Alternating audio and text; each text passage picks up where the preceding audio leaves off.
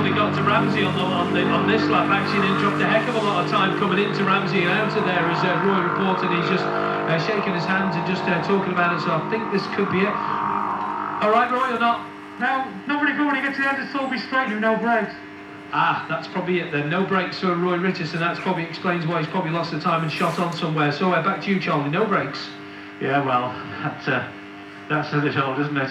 And well, Roy's still on the bike, so they're having a quick look to see if they can sort out that problem with the brakes. Having a good look at it. So he's not given up hope of getting back into the race. Meanwhile, down Glen Vine Road, this is 7 followed by 6. That's Paul Coward and Mark Herbertson. Another machine coming in. This is Dave Manson.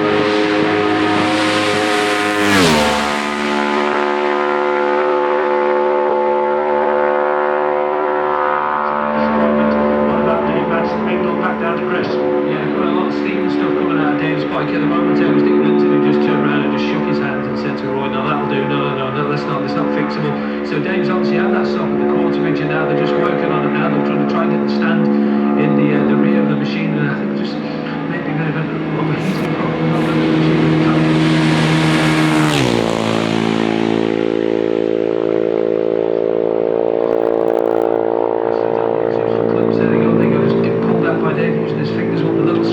Just to get in there. If you can find a flat-headed screwdriver, that'll be handy. And there you go, yeah, just keep an eye on that oil, he says there as well. So they're still working on the machine, Charlie. I'll stay here and just keep an eye and go back to you. Okay, so we can give you some of the other placings then at the end of lap 2. With Watty Brown now in 3rd place, 21 seconds behind Chris Palmer. In 4th, it's number 4, Steve Linsdell, 21 seconds behind Watty Brown. At the end of that lap, Roy Richardson was down to 5th place, just a second down on Steve Linsdell. In 6th is number 7, Paul Coward, 9 seconds behind Roy. And in 7th, number 6, Mark Herbertson, 11 seconds behind Paul Coward. They, of course, will each move up 1 place following the retirement of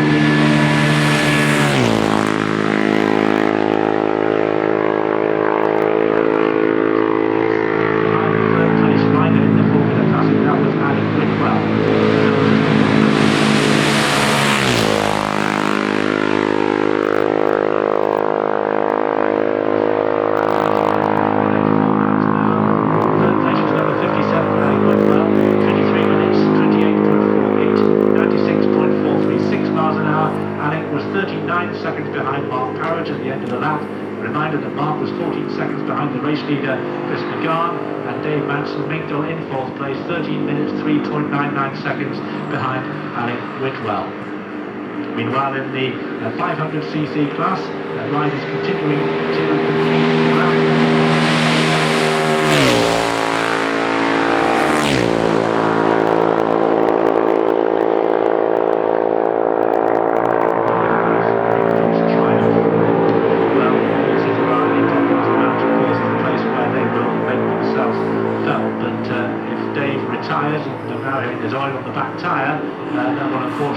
With just 3 runners left in the Formula Classic.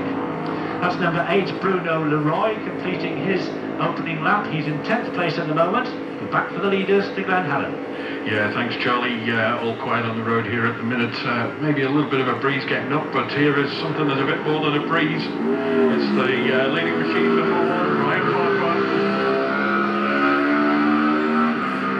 Sounds sweet, and he's safely through on his 3rd lap. Chris Palmer should be the next bike on the road, but a short gap here, about 25 seconds or there and thereabouts, until we see Chris Palmer swinging into view at the exit, and Glen Helen too. And then he has to stand it up, give it a little flick to the right before tipping it into a long sweeping left-hander before the climb up the hill towards Cronkervally. And here is a machine into view. He flicks it round the right into the sweeping left-hander. That's Chris Palmer. In grand style, but Ryan Farquhar has pulled out another 10 seconds on him since the grandstand. The lead now out to 24 seconds for Ryan Farquhar as we await the arrival of 3rd place Watty Brown. Watty 21 seconds back on Palmer at the grandstand. and we'll see if this is a case of Chris Palmer slowing or maybe Ryan Farquhar just going that much bit quicker. But 24 seconds is the lead now for Ryan Farquhar on lap 3, and he should be able to start thinking about maybe just taking that a little bit easier and making sure he gets it to the finish line. A little bit of work to do yet though, with a lap and 2/3 or there and thereabouts left, so it's not quite home and hosed just yet. There is Watty Brown.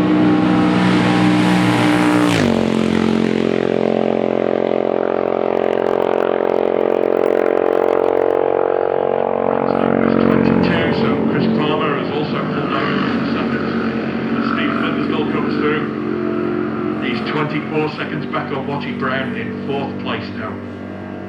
So it looks like Chris Palmer and Ryan Farquhar both going a little bit quicker and starting to just pull away from Watty Brown and Steve Linsdell. Chris Palmer will be paused just nicely there to take advantage of any mechanical mishaps that might occur with Ryan Farquhar as this race turns into.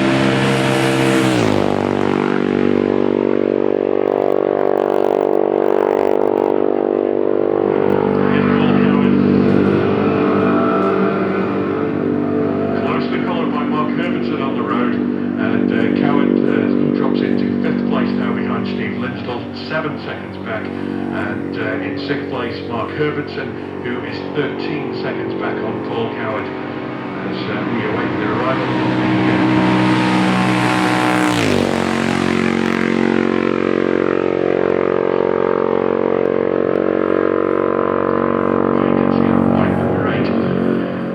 Ryan Farquhar. He's well out in front now. His practice times were consistently quicker than everyone else's, and you'd expect that to translate into quite a big advantage, but 4 laps around this mountain course is an awfully long way, and he's not quite there yet. But Chris Palmer, Watty Brown, Steve Linsdell, all pretty close together on corrected time, only about 25 seconds between them, and they're all poised just nicely. And